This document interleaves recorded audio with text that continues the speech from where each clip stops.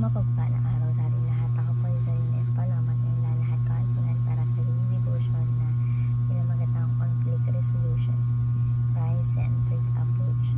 Yung scripture po natin ngayon is Colossians chapter 3, verse 17, and sinasabi na, and whatever you do, but whether in word or deed, do it all in the name of the Lord Jesus, giving thanks to God the Father through Him. Tagalog, at anuman ang iyong gagawin na sabihin, gawin ninyong lahat pangalan ng Panginoong Jesus, at sa pamagitan niya ay magpasalamat kayo sa Diyos Ama. So yung katuruan po natin ngayon is number 1, conflict must have a common goal. So yung goal daw po ng conflict is improve our relationship, no? And kaya nagkakaroon ng conflict kasi mayroon dalawang magkaiba na tao. Magkaiba sila na ugali, no? At hindi magkasundo. And then nagkakaroon ng conflict, diba? Sa isang relasyon. Example na yung magkarelasyon, mag-jowa, diba? Mag-asawa. Diba?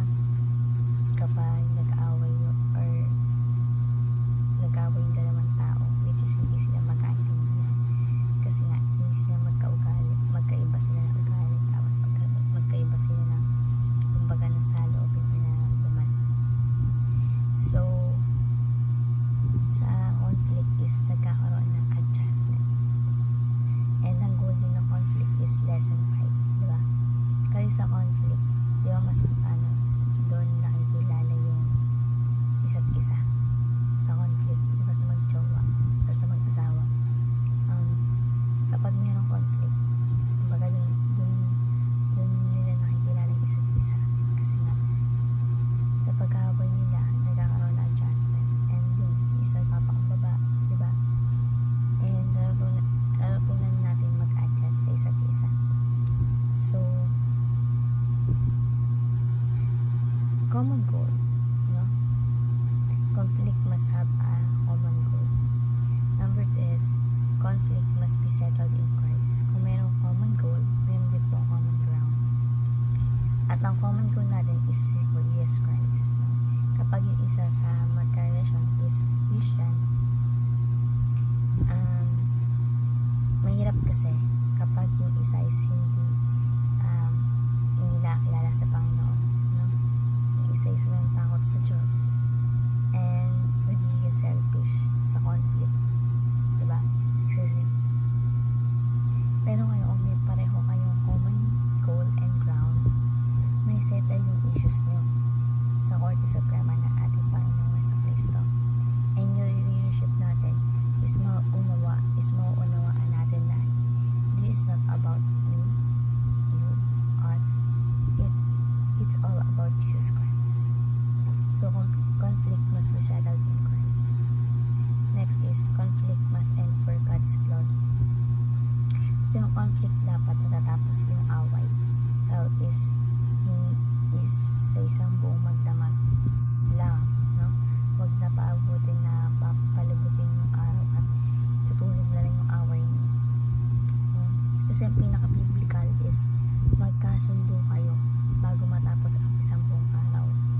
And conflict must end. Merong katapusan, merong hangganan yung away. And dapat sa dulo ng conflict is glory of God. Kasi diba yung relationship, diba yung isa may kasalanan, yung isa gumawa ng masama. Kapag natutunan nila mag-apologize, magpakumbaba at magpatawaran yung dalawang yun, ayun daw po inuwi sa kaluwalhatian ng ating Diyos. So remember that conflict must end to God's glory. So paano natin may kasagot? Number 1, fight with the common goal. So diba sabi nga kanina, common goal is to improve our relationship at mauwi sa kalwati ng Diyos and malesen yung mga fights, and especially to adjust sa isa't isa, diba? We need adjustment para magkaroon ng maayos sa pamilya and magkaroon tayo ng common ground. So fight with a common goal. Next is fight within biblical rules. So meron talagang biblical rules, no? Tayo mga Christian, ang rules natin is ang Bible, diba? Sa relationship, may rules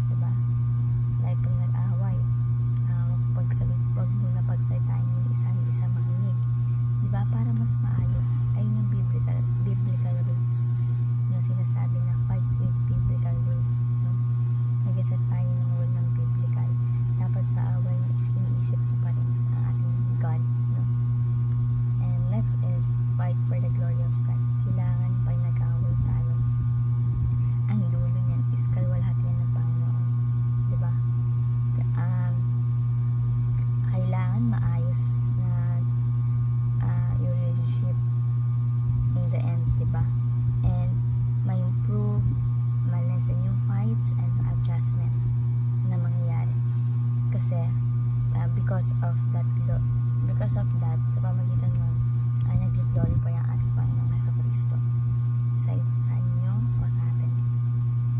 And yung pag-give up ng pride natin, magpatawaran, magpakumbaba sa isa't isa, ayan daw po ay nakakalugod sa ating Jesus Christ, no? Fight for the glory of God.